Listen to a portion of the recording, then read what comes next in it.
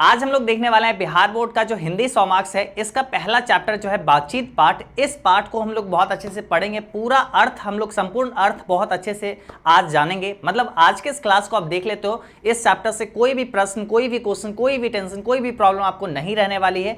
पूरा चैप्टर आपको बहुत अच्छे से समझ में आ जाएगी। पूरा चैप्टर आपको लाइन बाय लाइन आपको यहाँ पे पढ़ाएंगे, अच्छे से बताएंगे। जैसे कि आपके पास बुक होगा, ये वाला बुक दिंगत भाग 2, ये बिहार बोर्ड का ऑफिशियल बुक है जिससे आपको पढ़ना है पूरे साल। तो आज से हम लोग ने यहाँ पे पहला चैप्टर से स्टार्ट किया है, यानी आपको पता होगा कि कुल मिला के 13 चैप्टर्स गद्यखंड में, 13 चैप्टर्स पद्यखंड में। ठीक है, तो पहला चैप्टर से आज स्टार्ट किए हैं। आज से इस सीरीज को फॉलो करो और पूरा का पूरा हिंदी 100 मार्क्स हम आपको यहाँ पे अच्छे से इस चैनल पे कंप्लीट कर देंगे। तो बस आपको जुड़े रहना है चैनल से और लगातार डेली क्लास को, डेली इस सीरीज को फॉलो करना है। आपका हिंदी 100 मार्क्स बहुत अच्छे से कंप्लीट 0 to 100% पूरा तैयारी आपको यहां से करवा दिया जाएगा।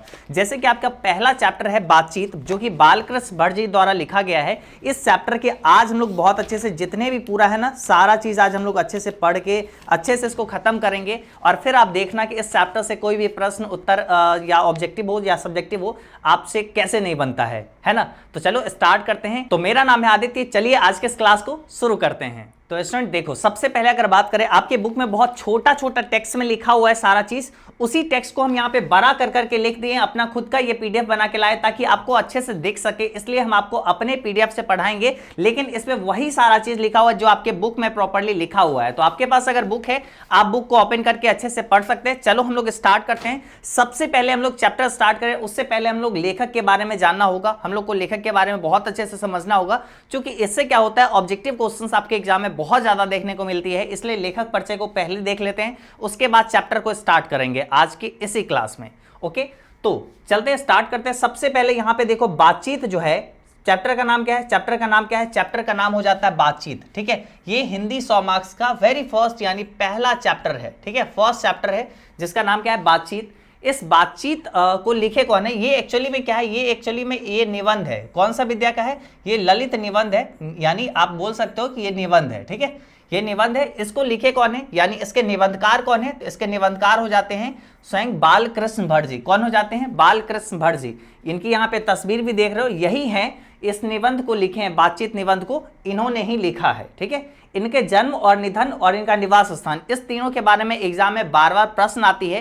पूछा जाएगा कि बालकृष्ण भट्ट जी का जन्म कहाँ पे हुआ, निधन कहाँ पे हुआ, इनका निवास स्थान कहाँ पे है। तो ये तीनों चीज आपको अच्छे से ध्यान रखना है। इनका जन्म जो हुआ था 23 जून 1844 को, इनका निधन जो हुआ था 20 जुलाई 1914 को। ठीक है, उसके बाद इनका निवास स्थान कहां पे था? तो इलाहाबाद था, इलाहाबाद उत्तर प्रदेश। हालांकि अब इलाहाबाद का नाम चेंज होके प्रयागराज कर दिया गया है, तो ये आपको पता होगा। तो हो सकता है आपके एग्जाम में अब जो है इलाहाबाद नहीं देखने को मिले, प्रयागराज ऑप्शन में हो, तो आप प्रयागराज को टिक करोगे।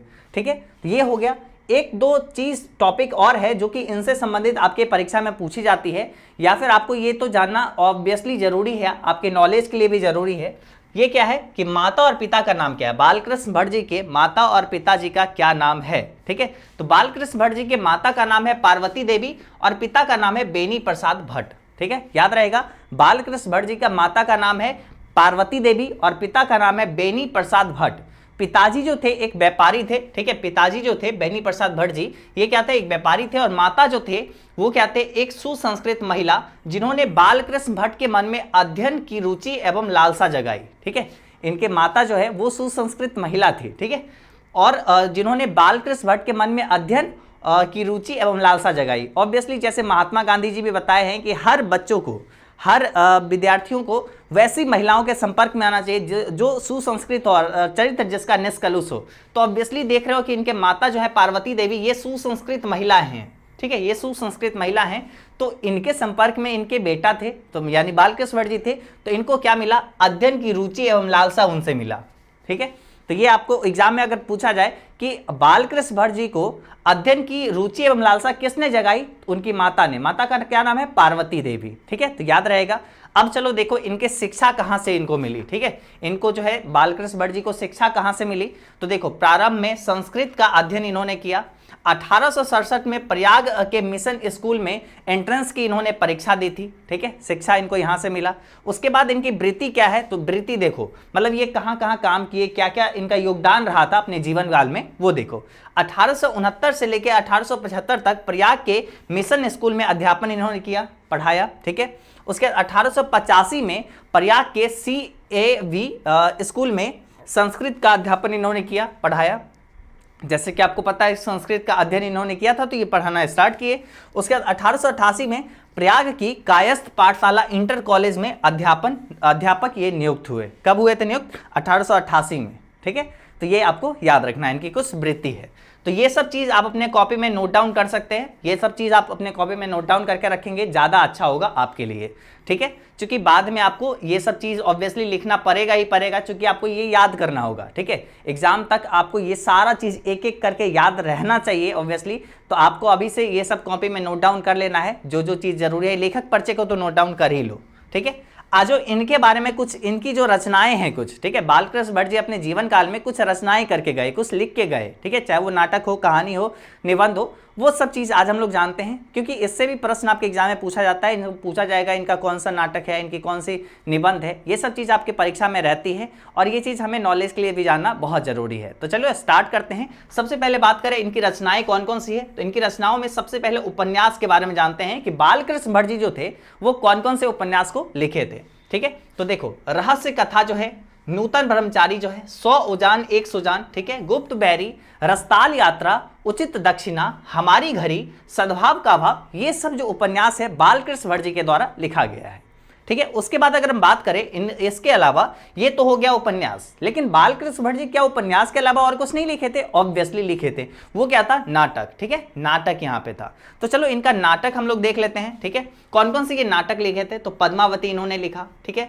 किरतार जुर्निये इन्होंने लिखा। उसके बाद यहाँ पे है बेनी संहार इन्होंने लिखा, शिशुपाल वध, नल दमयंती या दमयंती स्वयंवर जो है बहुत ही महत्वपूर्ण रचना है, ठीक है, ये नाटक इन्होंने ही लिखा, ठीक है। शिक्षादान, चंद्रसेन, सीता वनवास, पतित पंचम, ठीक है, मेघनाथ वध, कट्टर सूम की एक नकल, ठीक है, बृहन्नला, उसके बाद इंग्लैंडेश्वरी और भारत जननी, भारतवर्ष और कली, ठीक है, 2 दूरदेशी, और उसके बाद है एक रोगी और एक वैद्य, रेल का विकट खेल और बाल विवाह आदि। ये सब इनके कुछ नाटक हैं, है ना, महत्वपूर्ण नाटक है जो कि यहाँ पे दिया गया है। ये सब चीज़ आपको याद रखना है, तो आप अपने कॉपी में मैक्स और इसको नोट डाउन कर लिए होंगे, ठीक है। अब देखो इसके अलावा इनके कुछ प्रहसन है, जैसे कि जैसा काम वैसा परिणाम, ठीक है, जैसा काम वैसा परिणाम इनका एक प्रहसन है, ठीक है, नई रोशनी का विष, उसके बाद आचार विडंबन आदि, ठीक है, ये सब इनके कुछ प्रहसन है।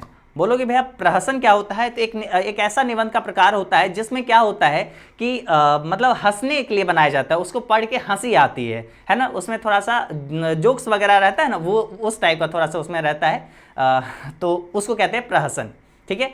तो प्रहसन इनका कौन कौन सा ये भी आप जान लिए। उसके बाद देखो निबंध में अगर बात करोगे तो 1000 के आसपास निबंध, जिसमें से 100 से ऊपर बहुत महत्वपूर्ण इनकी रही है। मतलब इन्होंने 1000 से ऊपर निबंध लिखा अपने जीवन काल में। आप सोचो, आप इतने बड़े हो गए, अभी तक आप क्या किए हो? कुछ भी नहीं, है ना, अभी बस पढ़े जा रहे हो। इन्होंने 1000 के आसपास इन्होंने निबंध लिख दिया, ठीक है, अपने जीवन काल में। उसमें से 100 से ज़्यादा तो बहुत महत्वपूर्ण निकला, मतलब बहुत ज़्यादा चला होगा ऑब्वियसली, तभी वो महत्वपूर्ण बन गया, है ना। तो इनके बारे में अभी हम लोग बहुत सारा चीज़ के बारे में जाने कि भाई ये जो है मतलब इनका जन्म कब हुआ, निधन कब हुआ, इनके माता पिता का नाम क्या है, ये कहाँ पे निवास स्थान था इनका, उसके बाद ये क्या पढ़े, कब पढ़े, ठीक है। उसके बाद इनकी सारी रचनाओं के बारे में हम लोग जान लिए, है ना। तो मतलब लेखक परिचय से, यानी कुल मिला के बात करें, बालकृष्ण भट्ट जी से जितना भी सवाल आपके एग्जाम में, आपसे परीक्षा में पूछा जाएगा, वो आप अच्छे से बना लोगे। अब चलो हम लोग यहाँ पे पूरा क्या करते हैं, चैप्टर को स्टार्ट करते हैं, यानी बातचीत पाठ प्रॉपरली हम स्टार्ट करते हैं। बुक के लाइन बाय लाइन अच्छे से, एक एक पंक्ति बाय पंक्ति हम लोग अच्छे से अभी देखेंगे। उम्मीद करते हैं आपको ये वीडियो बहुत पसंद आ रहा होगा। अगर ऐसा है तो आप इस वीडियो को लाइक कर लीजिए, साथ ही साथ चैनल को सब्सक्राइब कर लीजिए और लगातार आप इस चैनल से जुड़े रहिए। पूरा इंग्लिश आपको अच्छे से कंप्लीट करवाएंगे, ठीक है। तो यहाँ पे पूरा हिंदी जो है आपका वो पूरा कंप्लीट करवाएंगे, ठीक है। तो चलो हम यहाँ पे क्या करते हैं, यहाँ पे अब हम चैप्टर को स्टार्ट करते हैं। सबसे पहले चैप्टर को हम स्टार्ट करें उससे पहले थोड़ा सा आप ये जान लो कि ये बातचीत पाठ जो है आखिर इसमें क्या चीज़ का चर्चा किया गया है। देखो हम लोग बोलते हैं, है ना, हम लोग के अंदर क्या है, एक शक्ति है, वाक शक्ति, बोलने की क्षमता। अभी हम बोल रहे हैं तो आप सुन रहे हो, है ना। आप भी बोलते हो, आप भी अपना सुख दुख किसी के सामने जाया करते हो, अपने जो भी अंदर का फीलिंग्स है, जो भी भावनाएं हैं, जो भी इच्छाएं हैं, कोई चीज़ का आप उत्तर देना चाहते हो तो आप बोल के देते हो, है ना। हम लोग के अंदर, हम सभी लोगों के अंदर, हम मनुष्य सभी के अंदर हम में एक वाक शक्ति है, बोलने की क्षमता है। इसी के बारे में बात किया गया है कि ये वाक शक्ति कितना ज़्यादा महत्वपूर्ण है। यहाँ पे एक ये दृश्य भी दर्शाया गया है कि अगर हम लोग के अंदर वाक शक्ति नहीं होती तो फिर क्या होता, ये संसार कैसा होता, ये भी दर्शाया गया है। साथ ही साथ बातचीत के अलग अलग प्रकार को बताया गया है कि बातचीत किस प्रकार से हो सकती है। जब दो बुढ़े बात करते हैं तो क्या बात करते हैं, जब दो बुढ़ियाँ बात करती है तो क्या बात करते हैं, जब दो जवान लड़के बात करते हैं तो क्या बात करते हैं, या दो जवान लड़कियाँ बात करती है तो क्या बातें करती हैं। ठीक है, बातचीत किस किस तरीके से हो सकता है, इसके ऊपर भी बात किया गया है ना। फिर ऐसा भी होता है कि हम किसी के यहाँ बातचीत के लिए जाते हैं, वो गुस्सा हो जाता है, कोई चीज़ मतलब या तो हमको उतना आदर सत्कार नहीं मिलता है तो हमारे मन में ठेस पहुँचता है, या हमारे यहाँ ही कोई आया तो हम उसका आदर सत्कार नहीं कर पाए तो उसके मन में ठेस पहुँचता है।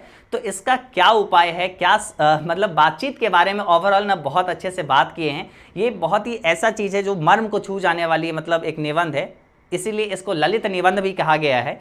आ जाओ हम इसको चैप्टर को स्टार्ट करते हैं। ओवरव्यू तो आप समझ लिए कि इस चैप्टर में वाक शक्ति के ऊपर जोर दिया गया है, बोलने की क्षमता जो है इसका क्या महत्व है हमारे जीवन में, इसको यहाँ पे बहुत अच्छे से दर्शाया गया है। तो चलो स्टार्ट करते हैं। होप सो आप ओवरव्यू समझ गए होंगे। अब चैप्टर को स्टार्ट करते हैं। अगर आपके पास ये वाला बुक है तो ये वाला बुक जो है, इसमें जो आपका लाइन है ना, पहला लाइन से आप स्टार्ट करोगे, वही जो यहाँ पे पहला लाइन लिखा हुआ है वही यहाँ पे पहला लाइन लिखा हुआ है। ठीक है, मतलब कंप्लीट ये सारा चीज को हम बड़ा बड़ा टेक्स्ट में करके खुद से लिए लिख के लाए ताकि आपको अच्छे से दिखे, आपको पढ़ने में जरा सा कोई सा थोड़ा सा भी दिक्कत नहीं हो, इसके लिए यहाँ पे किया गया। चलो स्टार्ट करते हैं। सबसे पहले देखो बातचीत पाठ में तो वाक शक्ति के ऊपर जोर दिया ही गया है। पंक्ति कैसे स्टार्ट होता है इसके ऊपर जोर देते हैं। ठीक है, देखो चैप्टर स्टार्ट होता है, इसे तो सभी स्वीकार करेंगे कि अनेक प्रकार की शक्तियां जो वरदान की भांति ईश्वर ने मनुष्य को दी है, उसमें वाक शक्ति भी एक है। ठीक है, सही बात है।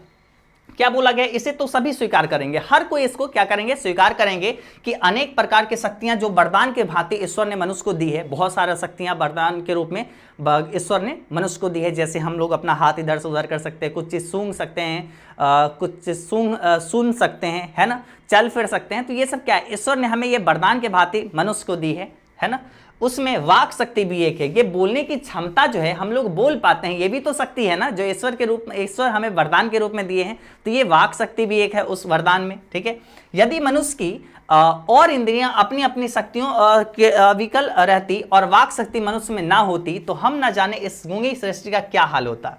ठीक है, यहाँ पे बताया गया कि देखो भाई, सारा चीज़ सूंघने सुनने ये सारा चीज़ हम लोग के अंदर चल रहा होता, बस एक वाक शक्ति अगर हमारे अंदर नहीं दिया रहता, यानी वाक शक्ति यानी बोलने की क्षमता, अगर हम लोग के अंदर बोलने की क्षमता सिर्फ नहीं दिया होता तो पता नहीं इस गूंगी सृष्टि का क्या हाल होता, कैसा हो जाता, है ना।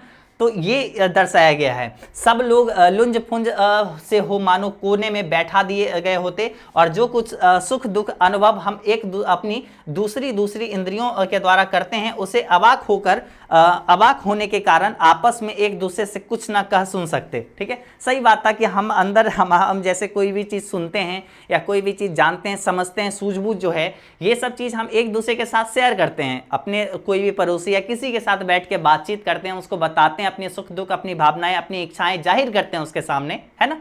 तो ये नहीं कर पाते अगर हमारे अंदर वाक शक्ति नहीं होती, तो हम लोग बस लुंज पुंज होके एक कोने में बैठा दिया जाता, बस ऐसा ही होता, है ना। तो ये यहाँ पे पूरा बताया गया है। उसके बाद आगे देखो यहाँ पे क्या बात है।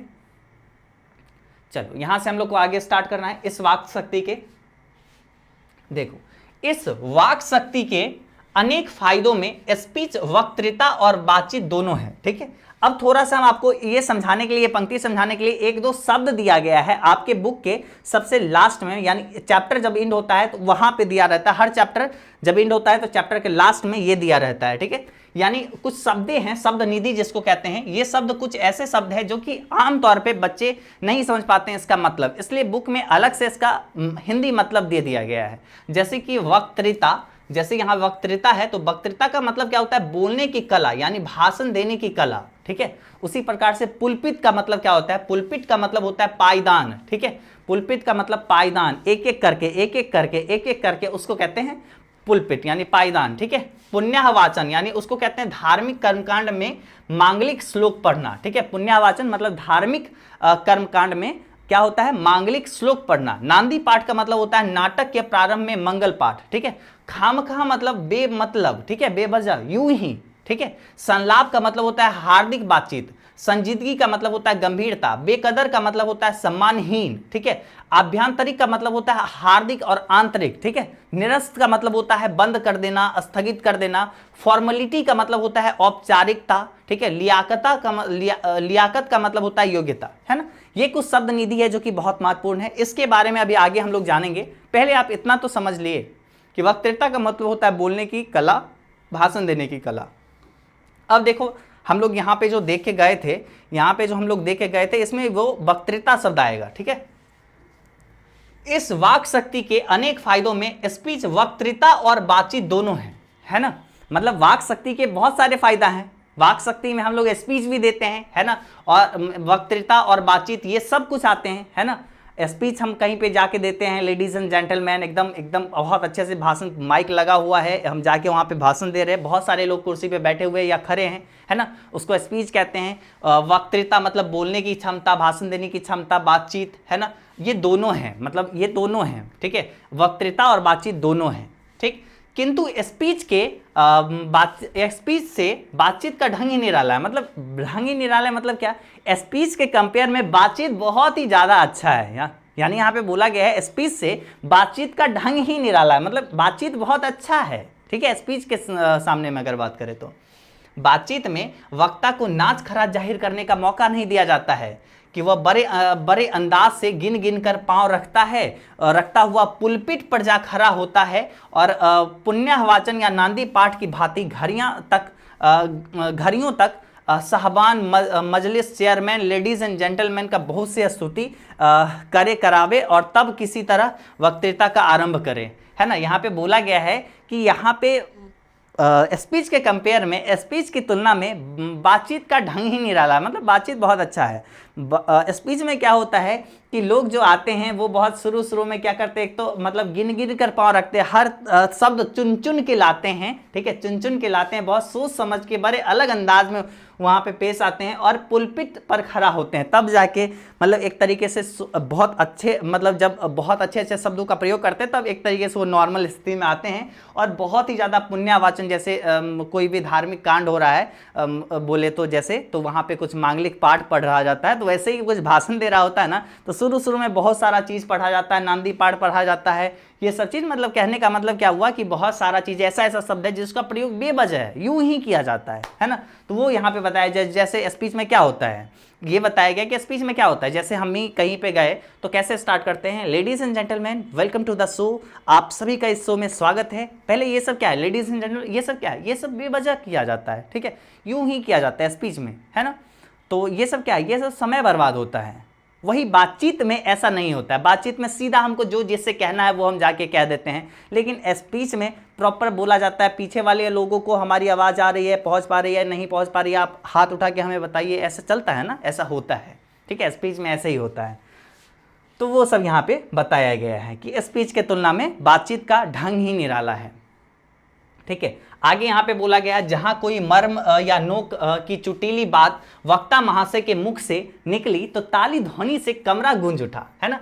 जैसे स्पीच में क्या होता है कि जहां महाशय जो बोल रहे होते हैं ना माइक पे, अगर वो कोई वैसा बात बोले तो एकदम पूरा हॉल, पूरा घर जो एकदम तालियों से भर जाता है ना। तो ये यहाँ पे बताया गया है, ठीक है। और इसलिए वक्ता को खामखा, मतलब जो भी वक्ता होता है जो माइक पे बोल रहा था ना, उसको खामखा यूं ही बेवजह ढूंढ कर कोई ऐसा मौका अपनी वक्तृता में लाना ही पड़ता है जिससे करतल ध्वनि आवश्यक हो। इसलिए जो बोलने वाला रहता है ना, जो महाशय रहता है, जो वक्ता रहता है, वो क्या करता है, अब ढूंढ कर ऐसे ही शब्द लाता है जानबूझकर कि लोग ताली बजाए, है ना, ऐसा शब्द ढूंढ के लाता है कि लोग हंसे उस पर, लोग इंजॉय करें उस चीज़ को। तो उसको ऐसा मतलब ऐसा शब्द बेवजह खामखा लाना पड़ता है, ठीक है। तो ये यहाँ पे होती है स्पीच में। इसलिए मतलब ये क्या है, एक तरीके से बनावटी सारा चीज़ होता है कि मतलब ऐसा इंटेंशन रहता है कि लोग खुश हो जाए, लोग हंसे, है ना, लोग एकदम प्रसन्न हो। तो ये एक तरीके से स्पीच का ढंग निराला है भाई, बातचीत का ढंग निराला है ना। स्पीच अलग, बातचीत अलग, वो बताया गया है। आगे यहाँ पे है वही हमारी साधारण बातचीत का कुछ ऐसा घरेलू ढंग है कि उसमें उसमें ना करतल ध्वनि का कोई मौका है, ना लोगों के कहावे उड़ाने का कोई बात ही रहती है ना। तो यहाँ पे बोला गया है कि जबकि ये बातचीत का घरेलू ढंग ही बहुत निराला है, मतलब इसमें ना कोई वो करतल ध्वनि का प्रॉब्लम रहता है, ना ही कोई कहावे उड़ाते हैं, मतलब कोई उसका मजाक ही उड़ाएगा कोई भी चीज़, ठीक है। तो ये इसमें होता है बातचीत में। हम दो आदमी प्रेम पूर्वक संलाप कर रहे हैं, मतलब हम दो आदमी, जैसे बातचीत में क्या होता है, दो आदमी की जरूरत होती है, बस दो आदमी बैठे या खड़े रहें, आपस में प्रेमालाप कर रहे हैं, बातचीत कर रहे हैं, ठीक है, कोई दिक्कत नहीं है, प्रेम पूर्वक आराम से संलाप कर रहे हैं, संलाप का मतलब बातचीत कर रहे हैं, ठीक है। कोई चुटीली बात आ गई तो हंस पड़े, मुस्कुराहट से होठों का केवल फर्क उठना ही हंसी का अंतिम सीमा है। बातचीत के दौरान क्या होता है, एकदम हा हा हा हा हा करके नहीं बातचीत करते हैं ना। उसमें क्या होता है, जैसे आप कोई भी सामने आप बात कर रहे हैं, वी जेंटलमैन की तरह आप सोचो कि आप कोई किसी के सामने बात कर रहे हो, बहुत अच्छे लोग हैं, ठीक है, बहुत अच्छे दोस्त हैं आपके, बहुत अच्छे लोग हैं, आप उससे बात कर रहे हो, तो वहाँ पे एकदम अरे कुछ वैसा बात बोला एकदम हा हा हा, ऐसा नहीं करोगे ना। वहाँ पे बस क्या करोगे, थोड़ा सा स्माइल कर लोगे ऐसे, है ना, कुछ अच्छा बात बोला तो बस थोड़ा सा स्माइल जरूरी है, बस वही स्माइल जो है ना अंतिम सीमा है। लेकिन वो उसमें क्या होता है, स्पीच में क्या होता है, एकदम ताली वाली एकदम सीटी वीटी बज रहा है, तो वो स्पीच में होता है, ठीक है। स्पीच का उद्देश्य सुनने वाले के मन में जोश उत्साह पैदा कर देना है। स्पीच का मतलब क्या होता है, स्पीच में ये होता है कि एकदम सामने वाला जो सुनने वाला ना उसके अंदर जोश एकदम उत्साह पैदा कर देंगे और वो ताली वाली एकदम बजाते रहेगा। घरेलू बातचीत अलग होता है, घरेलू बातचीत मन रवाने का ढंग है, मन लगता है। घरेलू बातचीत जैसे कोई किसी से, जैसे आप देखोगे आपके मम्मी ही आपके मतलब नानी दादी ये सबसे बात कर रहे होंगे, है ना, तो वो बस मन रवाने का ढंग है, ठीक है। उसमें स्पीच का वह संजीदगी बेकदर हो धक्के खाती फिरती है, ठीक है। स्पीच का कोई जगह नहीं रहता है बातचीत में, है ना, वो धक्के खाती फिरती है। तो यहाँ पे कवि जो है ना, मतलब ये निबंधकार जो हैं बालकृष्ण वट जी, ये बहुत अच्छे से मतलब बातचीत का इतना बड़ाई किया ना और स्पीच का इतना धज्जी उड़ाया है ना, मतलब क्या बताया जाए, आप तो समझ ही रहे, इतने अच्छे से अभी आपको बताए हैं।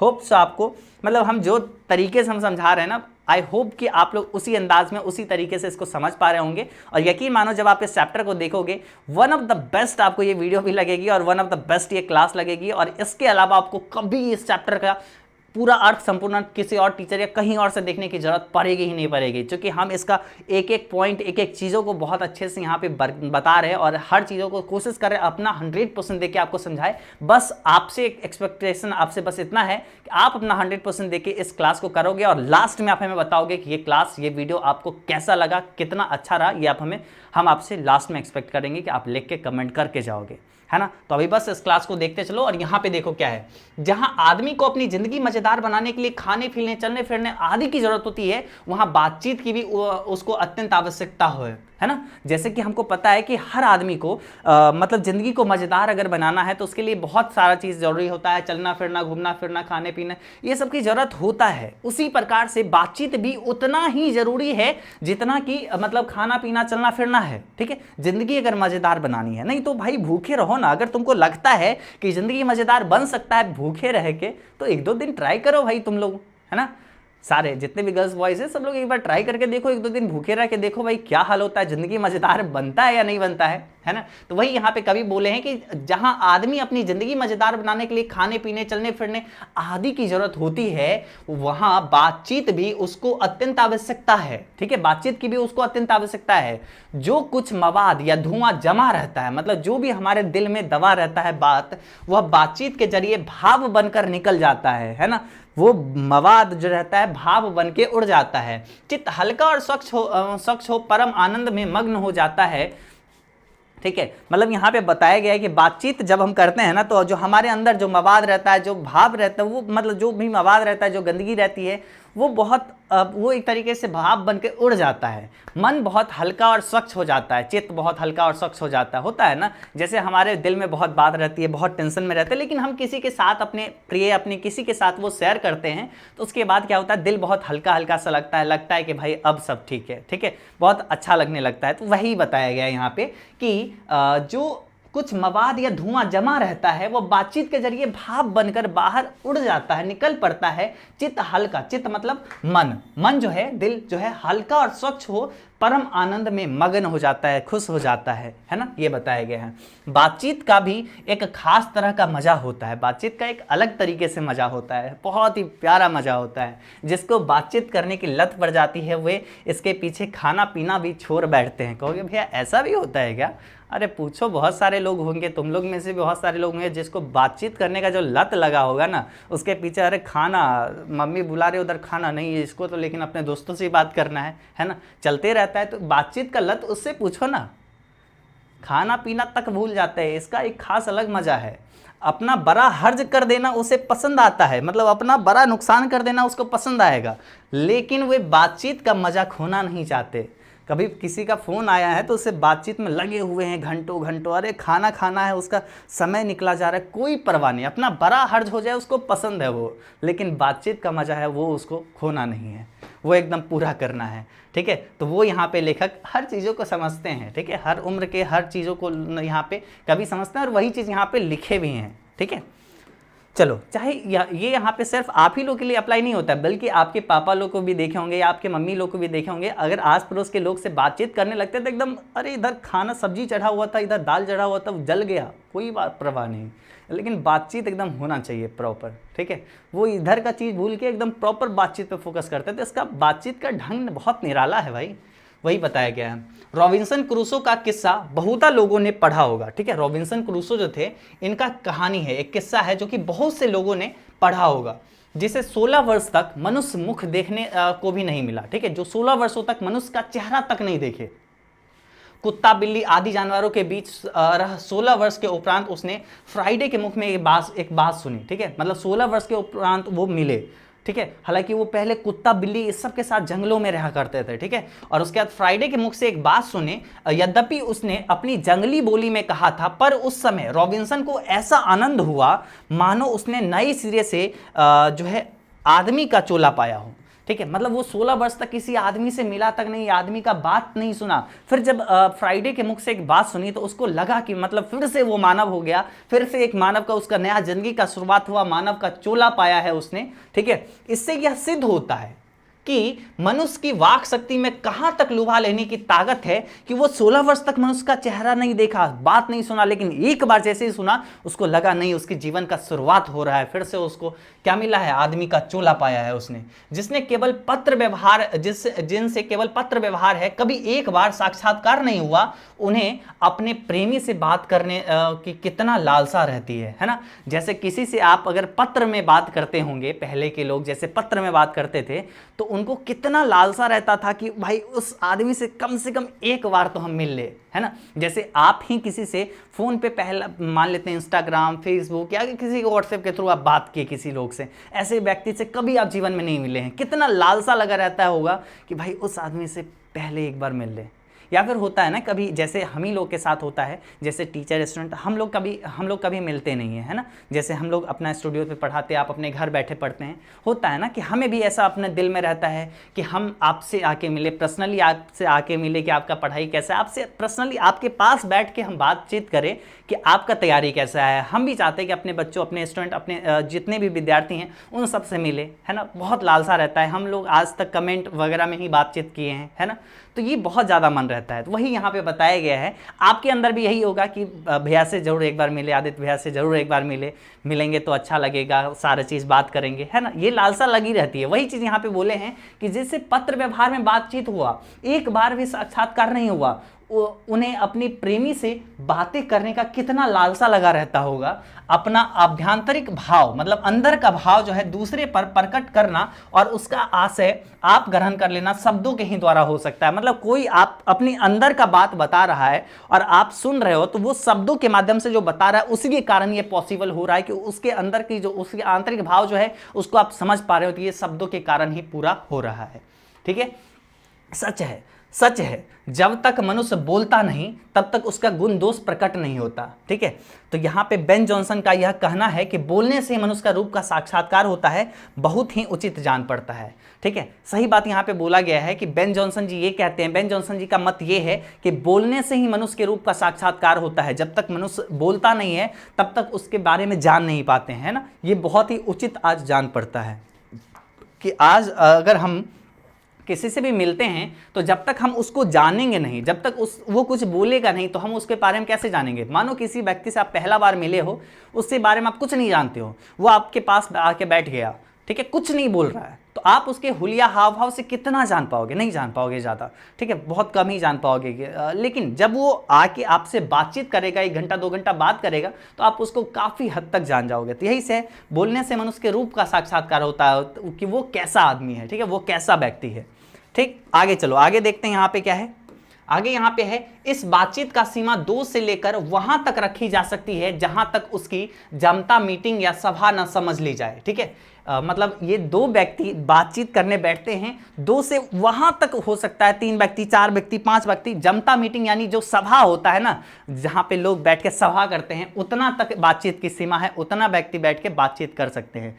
ठीक है, आगे बताएगा एडिसन का मत। बेन जॉनसन का मत तो समझ गए कि मतलब आदमी जब तक मनुष्य बोलता नहीं तब तक उसके रूप का साक्षात्कार नहीं होता। ठीक है, अब एडिसन का मत सुनिए। एडिसन क्या कहता है? एडिसन का मत है कि असल बातचीत सिर्फ 2 व्यक्तियों में हो सकती है। ठीक है, एडिसन का मत यह है कि असल बातचीत सिर्फ 2 व्यक्तियों में हो सकती है, जिसका तात्पर्य यह हुआ कि जब 2 आदमी होते हैं तभी अपना दिल एक दूसरे के सामने खोलते हैं, एक दूसरे के सामने दिल खोल के बातें करते हैं, है ना। जैसे मतलब अगर आप और आपके प्रेमी या आप और आपके एक दोस्त बहुत अच्छे से बैठे हुए हो, ठीक है, एक दूसरे, अब जब 2 ही लोग हो तो बहुत दिल खोल के जो भी मन में हो आया बात कर रहे हो, क्योंकि आप जानते हो कि इसी व्यक्ति के पास ये बात रहेगा, तीसरा कोई आदमी सुन नहीं रहा है उस बात में। ठीक है, जैसे आप और आपके पापा बैठे हैं, ठीक है, कुछ आपस के घर की बातें कर रहे हैं, ठीक है, कोई तीसरा बाहर का आ गया तो आपको मन नहीं लगेगा, बोलेगा कि आप पर्सनल घर की बातचीत पापा से करें, है ना।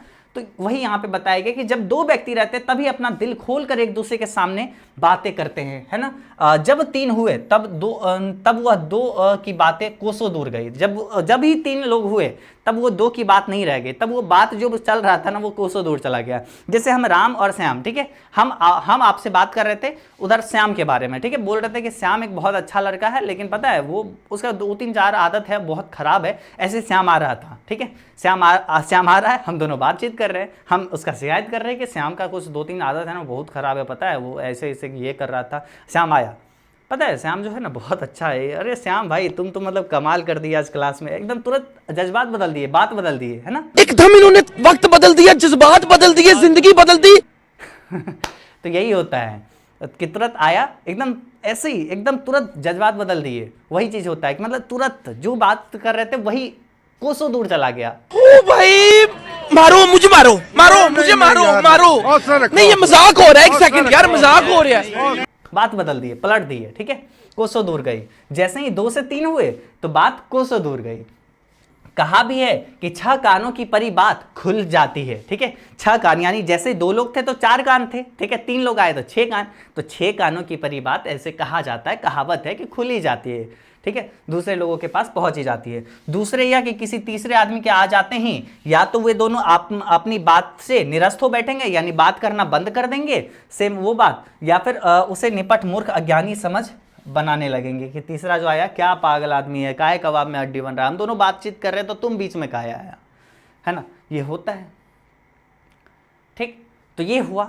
अब आगे हम लोग बातचीत करते हैं, है ना, मतलब अब आगे हम लोग देखते हैं, अब आगे हम लोग बात करते हैं जैसे गर्म दूध और ठंडे पानी के 2 बर्तन पास पास साट के रखे जाए तो एक का असर दूसरे में पहुंच जाता है, अर्थात दूध ठंडा हो जाता है और पानी जो है गर्म हो जाता है। ठीक है, ये होता ही है कि जैसे अगर मतलब मतलब यहाँ पे बताया क्या गया है कि जैसे गर्म दूध और ठंडे पानी के 2 बर्तन पास पास साट के रख दिए जाते हैं तो क्या होता है, एक का असर दूसरे पे पड़ता है, मतलब दूध यहाँ पे ठंडा हो जाता है, पानी गर्म हो जाता है ना, तो ये यहाँ पे होता है। वैसे ही 2 आदमी पास बैठे तो एक का गुप्त असर दूसरे पे पहुंच जाता है। उसी प्रकार क्या होता है, जब 2 आदमी बैठते हैं तो एक का असर दूसरे पे पहुंच ही जाता है, गुप्त असर, चाहे एक दूसरे को देखे भी नहीं, तब बोलने की कौन कहे, मतलब बिना देखे ही एक दूसरे के पास बैठे ये होता है, तब बोलने को क्या कहे, ठीक है। एक के शरीर का विद्युत दूसरे में प्रवेश करने लगती है, जब बातचीत होती है तब तो एक का विद्युत जो होता है ना वो दूसरे में प्रवेश करने लगती है, लगता है पूरा उसका बात इसके मन में आ रहा है, इसके अंदर जा रहा है, ठीक है। जब पास बैठने का इतना असर होता है तब बातचीत में कितनी अधिक असर होगा, इसे कौन ना स्वीकार करेगा। अस्तु अब इस बात को 3 आदमियों के साथ देखना चाहिए। मानो एक त्रिकोण सा, ठीक है, 2 आदमी तो ऐसा हुआ, ठीक है, मानो अब त्रिकोण सा, अब 3 व्यक्ति है, ठीक है, मानो अब त्रिकोण सा है, ठीक है, त्रिकोण सा बन जाता है। 3 आदमी बैठे हैं तो 3 आदमी कैसे बैठेंगे, 3 आदमी कैसे बैठेंगे, ऐसे ही करके बैठेंगे ना, मतलब सॉरी ऐसे, ठीक है, त्रिकोण में एक आदमी यहाँ बैठा हुआ है, एक आदमी यहाँ, एक आदमी यहाँ, ठीक है, 3 आदमी बैठे हुए, त्रिकोण सा रेखा है, ठीक है, चुपचाप मतलब इसमें यहाँ पे 3 त्रिकोण है और तीनों की मनोवृत्ति का प्रसरण जो है कि धारा मानो एक त्रिकोण सी रेखाएं हैं, ठीक है, त्रिकोण से तीनों बातचीत कर रहा है, ये से कर रहा है, ये से कर रहा है, ये से कर, त्रिकोण सी रेखाएं हैं, चुपचाप, ठीक है, सॉरी गुपचुप असर तो उन तीनों में परस्पर होती रही है, ठीक है, एक का असर दूसरे पे तो हो ही रहा है, ठीक है, असर तो होता ही है। जो बातचीत 3 में की गई वह मानो अंगूठी के नग सी जड़ जाती है। उपरांत जब 4 आदमी हुए तब तो बेतकल्लुफी को बिल्कुल स्थान नहीं रहता, कि बातचीत का कोई मतलब ही नहीं रह जाता जब 3 लोग 4 लोग ये हुए तो, ठीक है, कोई स्थान ही नहीं रह जाती होगी, ठीक है, खुल के बातें नहीं होगी, जो कुछ बातचीत भी की जाएगी वो फॉर्मेलिटी और गौरव और संजीदगी के लक्ष्य में सनी हुई होगी। जब 3-4 लोग ऐसे मिलते हैं ना तब बातचीत नहीं होती है, वो ऐसा होता है कि एक दूसरे का संजीदगी, एक दूसरे का मतलब क्या रहता है, गौरव रहता है कि अरे हम महान हैं, हम गौरवशाली हैं, हम ये हैं, हम वो हैं, ठीक है, उसके लक्ष्य में वो सनी रहती है, ठीक है, बातचीत घुमा फिरा के की जाती है, असल बातचीत नहीं हो सकती है। यहाँ पे एडिसन मानते भी है ना कि असल बातचीत सिर्फ 2 व्यक्तियों के बीच हो सकता है, ठीक है, 4 से अधिक की बातें तब कोई मतलब का केवल राम रमोवल कहलाएगी, उसे हम संलाप नहीं कह सकते। यानी संलाप का मतलब क्या चीज, संलाप का मतलब बातचीत, अच्छे से दिल खोल के बातचीत, संलाप का मतलब हार्दिक बातचीत, दिल खोल के बातचीत, प्यारा बातचीत, है ना, तो उसे हम लोग संलाप की श्रेणी में नहीं रखेंगे, ठीक है। इस यहाँ पे आगे बताया गया इस बातचीत के अनेक भेद हैं, बहुत प्रकार के बातचीत होते हैं। 2 बुड्ढों की बातचीत जो है प्रायः जमाने की शिकायत पर हुआ करती है। वे बाबा आदम के समय की ऐसी दास्तां शुरू करते हैं जिसमें 4 जो है सच तो 10 झूठ, है ना, मतलब यहाँ पे अब बातचीत के प्रकार क्यों बताया गया, ये बहुत ही इंपॉर्टेंट है, बहुत ही मजेदार है, इसमें इसको पढ़ के आपको बहुत ही अच्छा भी लगेगा, ठीक है, देखो कितना मजा आएगा। देखो जो 2 बुड्ढे के बीच बातचीत होती है ना, 2 बुड्ढे के बीच बातचीत जो होती है वह बाबा आदम के समय का कोई ऐसा दास्ता शुरू कर देंगे, होता है ना, जैसे जो बूढ़े लोग होते हैं, आप अपने एरिया में देखना, जो बूढ़े हो गए वो आपस में कैसे बातचीत करेंगे, एकदम बाबा आदम के ज़माने का बातचीत छेड़ेंगे, कह रहे उस ज़माने में ये हुआ करता था, है ना, जिसमें 4 सच तो 10 झूठ। यहाँ पे कभी बताते हैं कि वो सब उसमें से 4 सच रहता है, 10 झूठ ही रहता है, ठीक है। एक बार उनकी बातचीत का घोड़ा छूट जाने चाहिए, बस उनका बातचीत बस शुरू होने तो दीजिए, पहरों बीत जाने पर भी अंत नहीं होगा, ठीक है, अंत ना होगा, मतलब कुछ भी हो जाए, ठीक है, मतलब एक बार बस उसके बातचीत का घोड़ा तो छूटने दीजिए, उसके बाद देखिए ना वो कितना देर बातचीत करते रहते हैं, ठीक है। प्रायः अंग्रेजी राज प्रदेश और पुराने समय की रीति रिवाज का अनुमोदन और इस समय के सब भांति लायक नौजवानों की निंदा उनकी बातचीत का मुख्य प्रकरण होगा, है ना। वो मतलब ऐसे करते हैं कि जो भी पुराने अंग्रेज राज्य हैं उसका बुराई करेंगे, प्रदेश का बुराई करेंगे, है ना, प्रदेश के बारे में बातचीत करेंगे, पुराने समय का अनुमोदन करेंगे कि अरे पुराना समय कितना अच्छा था, आज का युग में देखो क्या आ गया है, मोबाइल का पे बातचीत करता है, ये करता है, वो करता है, एकदम ऐसा ही चलते रहता है ना। उनकी बातचीत जाके सुनोगे ना कुछ ऐसा ही रहेगा। सच में लेखक बहुत प्यार से इस निबंध को लिखे हैं, ठीक है। पढ़े लिखे हुए के लिए तो शेक्सपियर, मिल्टन, मिल और स्पेंसर जीव पर नाचा करेंगे। जो पढ़े लिखे बुढ़े रहते हैं उन लोगों में लगता है वही लोग सब कुछ जानते हैं, स्पेंसर क्या है, मिल्टन क्या है, शेक्सपियर जी की बातें और उन पे घूमती रहती है ना।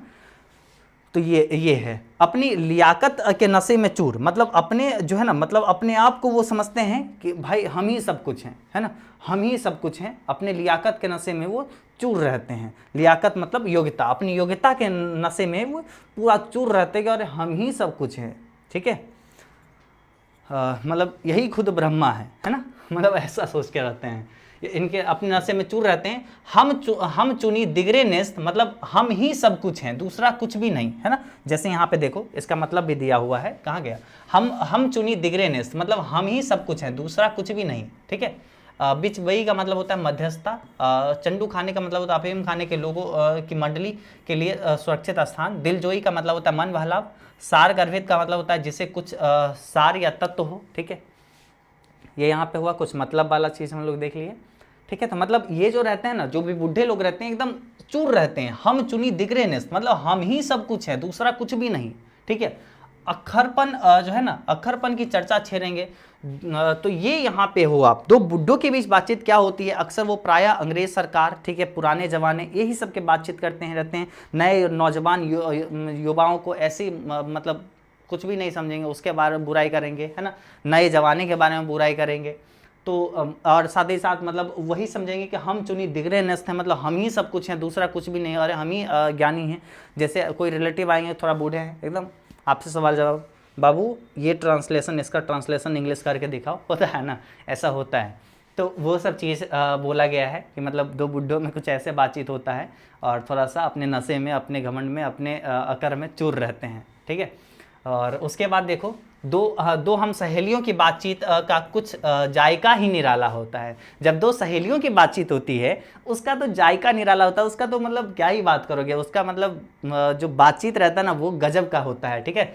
रस का समुद्र मानो उमरा चला आता है, इतना प्यारा बातचीत होता है दो सहेलियों के बीच, मानो रस का समुद्र एकदम मिठास उमरा चला आ रहा होता है, ठीक है।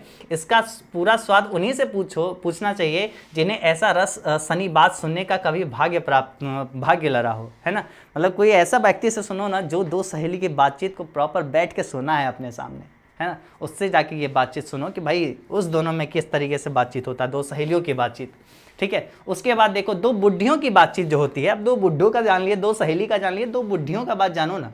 दो बुढ़ियों की बातचीत का मुख्य प्रकरण क्या होता है, मुख्य बिंदु क्या रहता है, मुख्य बात क्या रहती है, वो जानो, ठीक है। बहू बेटी वाली हुई तो अपनी अपनी बहुओं या बेटियों का गिला शिकवा होगा, तो सही बात है, जब बहू बेटी वाली होगी तो बहू या बेटी का यही गिला शिकवा होगा, ठीक है।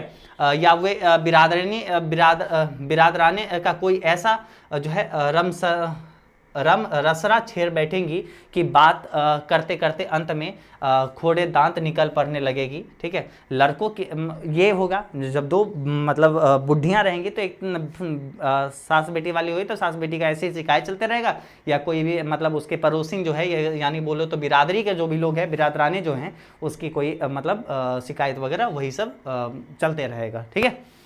अब जो है लड़कों की बातचीत, दो लड़कों की बातचीत जानो, ठीक है। दो सहेली का जान लिए, अब दो सहेला का जानो, ठीक है, जो लड़के को जानो, ठीक है, उसकी बातचीत। खिलाड़ी हुआ तो अपनी अपनी तारीफ करने के बाद वे कोई सलाह गांठेंगे जिससे उसको अपनी शैतानी जाहिर करने का पूरा मौका मिल जाए। स्कूल के लड़के की बातचीत क्या होती है कि मतलब स्कूल के लड़के की बातचीत जानो कि स्कूल के लड़के का उद्देश्य अपने उस्ताद की शिकायत या तारीफ या अपने सहपाठियों के किसी गुण अवगुण का कथन होता है, मतलब एक दूसरे का कुछ भी गुण वगैरह ये सब बातचीत होते रहता है, ठीक है। पढ़ने में कोई लड़का तेज हुआ तो अपने सामने दूसरों को कुछ नहीं गिनेगा, ठीक है। सुस्त हुआ तो सुस्त और बोधा हुआ तो दबी बिल्ली सा स्कूल के सारे लोगों को, सारे स्कूल भर को अपना गुरु ही मानेगा, ठीक है, ऐसा अगर बोधा हुआ तो। इसके अलावा बातचीत के और भी बहुत सारे किस्में हैं, ठीक है। राजकाज की बात, ठीक है, व्यापार संबंधी बात, दो मित्रों में प्रेमालाप इत्यादि। हमारे देश में अशिक्षित लोगों में बतकही होती है, ठीक है। देखो शिक्षित लोगों में तो बातचीत करने का हुनर है, हालांकि यूरोप के लोगों में तो और ज़्यादा है, ठीक है, आगे बात करेंगे। लेकिन जो मूर्ख लोग होते हैं, अशिक्षित लोग होते हैं, उसके वो दो बैठते हैं ना तो बातचीत नहीं होता, उसको बतकही कहते हैं, ठीक है। उसको क्या कहते हैं, उसको बतकही होती है, उसमें बतकही होती है उस दोनों के बीच, जो अशिक्षित लोग हैं। लड़की लड़के वालों की ओर से एक एक आदमी बीच बई यानी मध्यस्थ होकर दोनों में विवाह संबंध कुछ बातें करते हैं, ठीक है।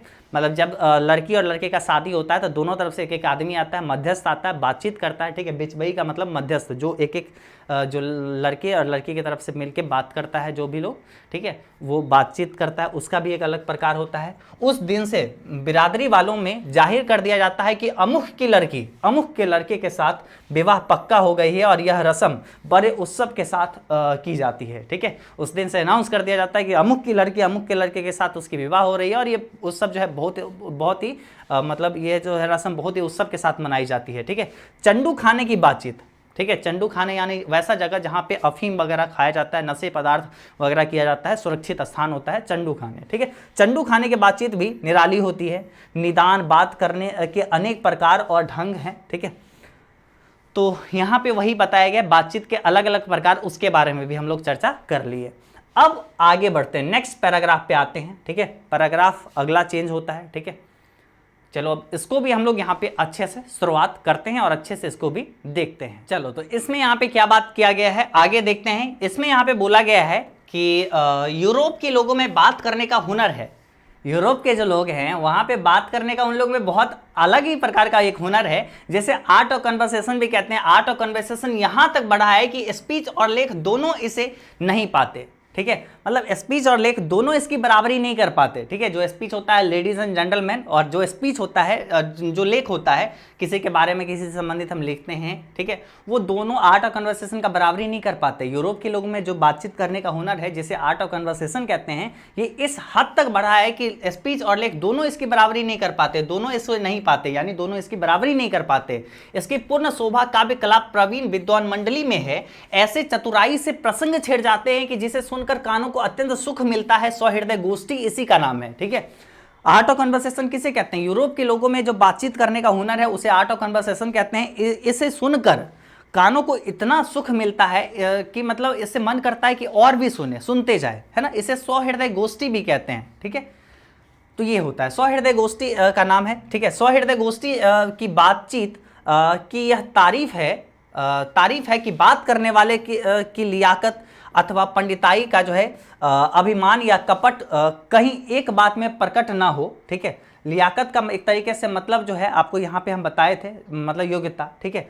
उसकी जो योग्यता होती है, ठीक है, वो मतलब एक बात में प्रकट नहीं होती है। मतलब उसके अंदर जो भी बातचीत रहती है ना, बात करने वाले की लियाकत अथवा पंडिताई का अभिमान, जो भी पंडिताई का अभिमान होता है या कपट होता है, कहीं एक बात में प्रकट ना हो, वरन क्रम से रसाभास पैदा करने वाले शब्दों का बरकते हुए चतुर सयाने अपनी बातचीत का सरस रखते हैं, ठीक है। बहुत सावधानी पूर्वक एक एक बात को फूक फूक के ये रखते हैं, इतने अच्छे से रखते हैं कि खुद सुन के लगता है बहुत अच्छे से बात किए, चाहे वो आपको कपट कुछ बोल भी रहे हो, ठीक है, आपको सुना भी रहा होगा, लेकिन इस तरीके से बोलेगा आपको लगेगा अरे तो कितना अच्छा आदमी है ना। वो रस हमारे आधुनिक शुष्क पंडित की बातचीत में, जिसे शास्त्रार्थ कहते हैं, कभी आवेग ही नहीं, ठीक है, आवेगा ही नहीं, ठीक है। जो हमारे जो आधुनिक जो शुष्क पंडित हैं उन लोग में ये सब चीज़ पता ही नहीं है। उन लोग को ये आर्ट ऑफ कन्वर्सेशन वगैरह जिसको सुन के कानों को इतना सुख मिलता है उसको आता ही नहीं है। आज के आधुनिक शुष्क पंडित जो हैं, ठीक है, जिसे शास्त्रार्थ कहते हैं, ठीक है। शास्त्रार्थ कैसे कहते हैं? तो आधुनिक शुष्क पंडित जो हैं उसे शास्त्रार्थ कहते हैं। उसको आज तक ये आवेगा ही नहीं, उसे मतलब आज तक इससे भेंट ही नहीं हुआ, ठीक है। मुर्ग और बटेर की लड़ाइयों की झपटा झपटी के समान उनकी निरस काँव में सरस संलाप की चर्चा ही चलाना बैठते हैं। वो लोग ऐसे बात करते हैं, लगता है कि भेड़ बटेर का जो मुर्गा और बटेर का जो लड़ाई होता है ना, उसी तरीके से झपटा झपटी इन लोग का बातचीत में रहता है, ठीक है। एक दूसरे को अपने पंडिताई के प्रकाश में क्या करेंगे, में प्रास्त करने का संघर्ष आदि रसाभास का जो है, रसाभास की सामग्री वहाँ बहुतायात के साथ आपको मिलेगी, ठीक है। मतलब आज जो है चाहेंगे, आज के शुष्क पंडित जो चाहेंगे, यहाँ के आधुनिक शुष्क पंडित ये चाहेंगे कि अरे बात से उसको दबा देंगे, मतलब एक दूसरे के एकदम चाहेंगे हम ऊपर तो हम ऊपर, यही चलते रहता है, ठीक है। घंटों भर तक काँव करते रहेंगे, जो कुछ ना होगा बड़ी जो कुछ करते रहेंगे तो कुछ ना होगा, ठीक है। मतलब ये लोग ऐसे ही काँव करते रहते हैं, मुर्गे बटेर की तरह लड़ते रहते हैं आज के शुष्क पंडित। आर्ट ऑफ कन्वर्सेशन नाम का इनको कोई सेंस ही नहीं है, समझ ही नहीं है, ठीक है। ये यहाँ पे कवि बताए हैं। आगे बताते हैं, आगे बहुत अच्छा बात है बातचीत के बारे में। देखो बातचीत से क्या क्या हो सकता है वो आप सुनो, ठीक है। घंटे भर तक काँव करते रहेंगे तो कुछ ना होगा, ठीक है। घंटे भर ऐसे काँव करते रहेंगे उससे कुछ ना होगा, ठीक है। ये सब तो है। अब देखो बड़ी कंपनी और कारखाने आदि बड़े से बड़े काम इसी तरह पहले जो है 2-4 दिली दोस्तों की बातचीत से शुरू किए गए। बड़े आज जो कंपनियां देख रहे हैं ना, सबसे पहले 2-4 दोस्त ही मिले होंगे और बातचीत हुआ और इसी से ये बड़ा कंपनी आज बन गया है ना। उपरांत बढ़ते बढ़ते यहां तक बढ़े कि हजारों मनुष्य को उससे जीविका चलने लगी और साल में लाखों की आमदनी होने लगी। जैसे बड़ा भी कंपनी होता है ना, उसका भी शुरुआत कहीं ना कहीं बातचीत से हुआ होगा, 2-4 दोस्त मिले होंगे, बात हुआ होगा, फिर कंपनी का इनॉग्रेशन रखा गया होगा, कंपनी बना होगा। धीरे धीरे क्या हुआ, बहुत सारे लोगों की रोजगार उससे मिलने लगी, हजारों लोगों की रोज जीविका चलने लगी, लाखों का हजारों में उनकी मतलब क्या होने लगी, आमदनी होने लगी, लाखों में आमदनी होने लगी। ठीक है, 25 वर्ष के ऊपर वाले की बातचीत अवश्य ही कुछ ना कुछ सारगर्भित होती है, उसका कुछ ना कुछ मकसद होता है, सारगर्भित होती है ना, उद्देश्य होता है। ठीक है, सारगर्भित का यहाँ पे मतलब होता है जिसका सार या तत्व हो, ठीक है, जिसका कुछ मतलब हो। 25 वर्ष के जो भी ऊपर के लोग होते हैं, जो भी बच्चे रहते हैं, जो भी लड़के लड़कियां रहती है, उसके बात में कुछ सारगर्भित तो होती होगी। ठीक है, अनुभव और दूरंदेशी और से खाली ना होगी। ठीक है, मतलब सही बात है। जो 25 वर्ष के ऊपर जो लड़का लड़कियां या फिर जो भी हैं, ठीक है, जो भी लोग हैं, उनकी जो बातचीत होती है ना, मतलब वो मतलब बहुत सारगर्भित होती है, कुछ उद्देश्य उसका जरूर होता है, उसमें अनुभव, उसमें दूरंदेशी, ये सब उससे खाली नहीं रहता, वो सब उसमें रहता है उसके बातचीत में, है ना। और 25 वर्ष के बाद से नीचे की बातचीत में यद्यपि अनुभव और दूरदर्शिता और गौरव ना पाया जाता है। ठीक है, जो 25 वर्ष के बच्चे हैं, जो मतलब 25 वर्ष के जो लोग हैं, 25 वर्ष से कम के उम्र के जो लोग हैं, उन लोग में भले ही दूरदर्शिता नहीं, दूरंदेशी नहीं रहता होगा, अनुभव नहीं रहता होगा, ये आगे के बारे में उतना नहीं इनको नॉलेज होगा, लेकिन पर इसमें एक प्रकार का ऐसा दिल बहलाव और ताजगी रहती है जिसकी मिठास उससे 10 गुनी बढ़ी चढ़ी रहती है। ठीक है, लेकिन ये 25 वर्ष के जो कम लोग उम्र 25 वर्ष के कम उम्र के जो लोग रहते हैं, इनमें जो बातचीत रहता है ना, ये लोग के अंदर इतना ज़्यादा उत्साह, इतना ज़्यादा जुनून रहता है ना कि ये उसके मतलब इतना ज़्यादा जुनून रहता है कि ये उसकी मिठास को 10 गुनी बढ़ी चढ़ी रहती है। ठीक है, तो ये यहाँ पे बताया गया है। आगे यहाँ पे देखो, अब आगे देखते हैं क्या बताया गया है। ठीक है, कुछ ही देर है और फिर ये चैप्टर भी आपका एंड हो जाएगा, तो बस अच्छे से देखो। यहां तक हमने बाहरी बातचीत का हाल लिखा है जिसमें दूसरे फरीक के होने की बहुत आवश्यकता है, बिना किसी दूसरे मनुष्य के हुए किसी तरह संभव नहीं है, और जो दो ही तरीके से हो सकता है। ठीक है, यहाँ पे बोला गया है कि बातचीत में कम से कम 2 व्यक्ति का होना बहुत आवश्यक होता है, बिना 2 व्यक्ति के बातचीत हो ही नहीं सकता, और बातचीत के 2 ही तरीका हो सकता है, या तो कोई हमारे यहाँ कृपा करे, या तो कोई हमारे यहाँ आए, या हम ही जाकर दूसरे को कृतार्थ करें, या हम ही किसी के यहाँ चले जाए। ठीक है, बातचीत 2 ही तरीका से हो सकता है, या तो कोई हमारे यहाँ आए या हम ही किसी के यहाँ चले जाए।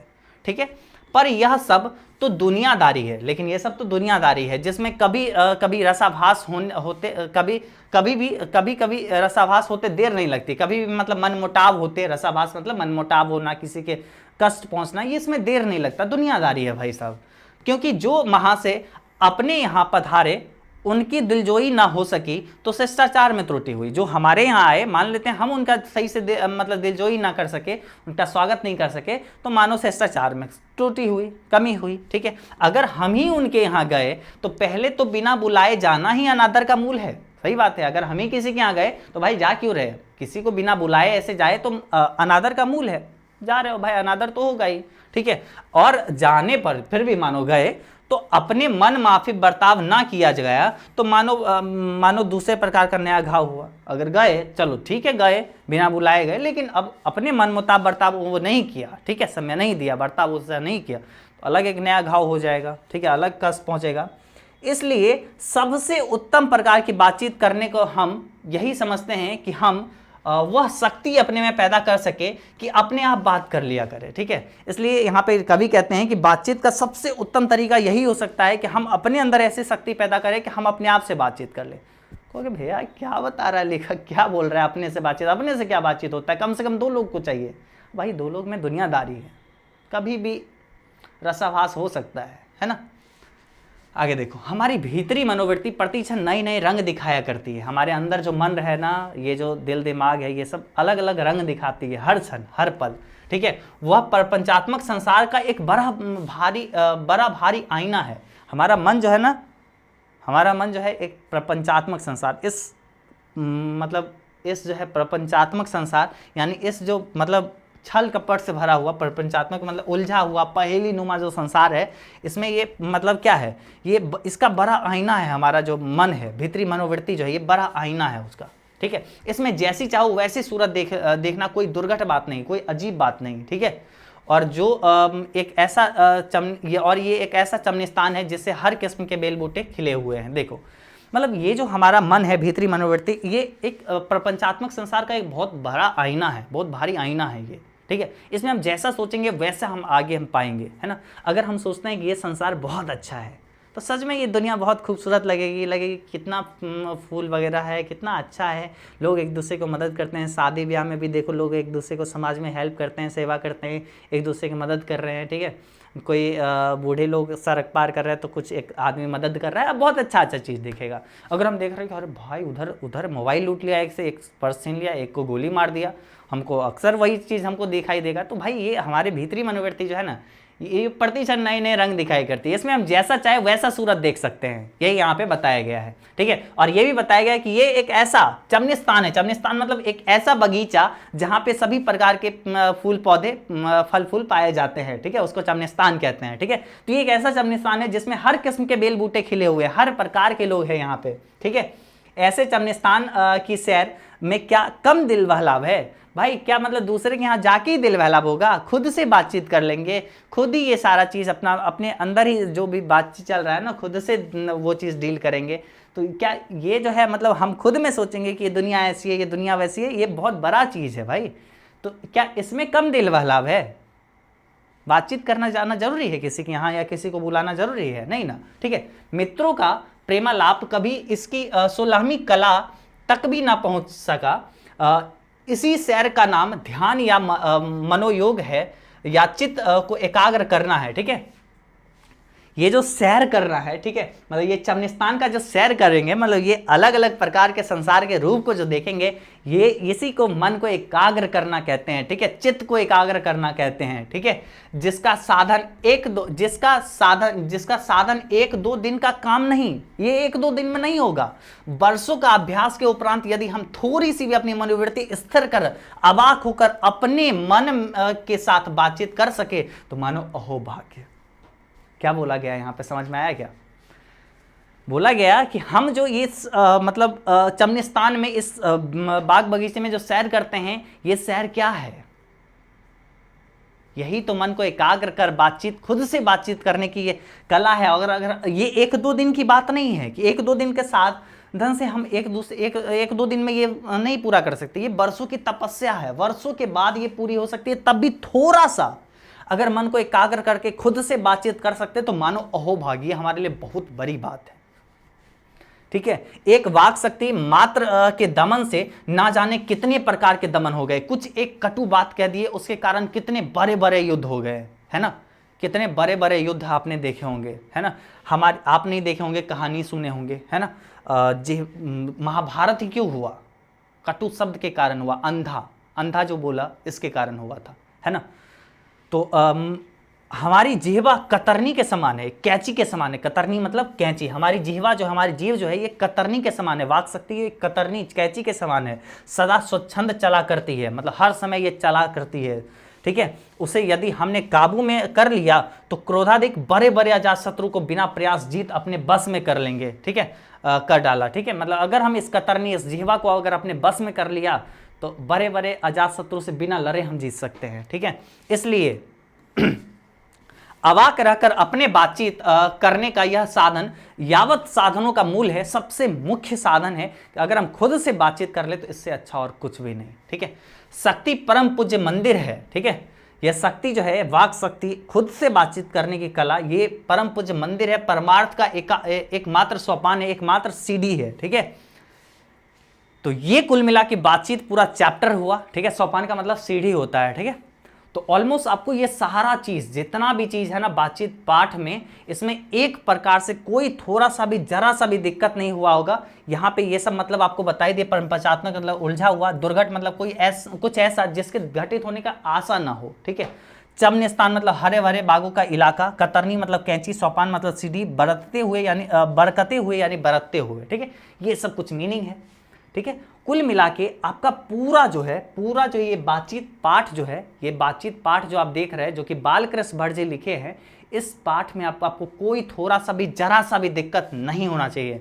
देखो एक बार हम शॉर्ट में आपको रिवाइज करवाते हैं ताकि आपको ये सब चीज़ अच्छे से पता हो कि भाई क्या हुआ इस चैप्टर में। ठीक है, तो स्टार्ट करें। तो ये बातचीत पाठ कुल मिला के बताया गया है कि एक ललित निबंध है जो कि बालकृष्ण भट्ट जी के द्वारा लिखा गया। इनका जन्म, निधन और जन्म स्थान ये सब चीज़ जाने, माता पिता के बारे में जाने, माता से इन्होंने मतलब पढ़ने का, अध्ययन का इन्हें लालसा लगा। ठीक है, तो ये सब चीज़ हम लोग जाने। उसके बाद इनकी कुछ रचनाओं के बारे में जाने जो कि आप अपने कॉपी में नोट डाउन मैक्श्योर कर लिए होंगे, उसको आप दोबारा से रिवाइज कर लीजिएगा। चैप्टर स्टार्ट होता है वाक शक्ति को लेके कि मतलब जो हम लोग के अंदर वाक बोलने की क्षमता है इसके ऊपर मुख्य रूप से फोकस किया गया है।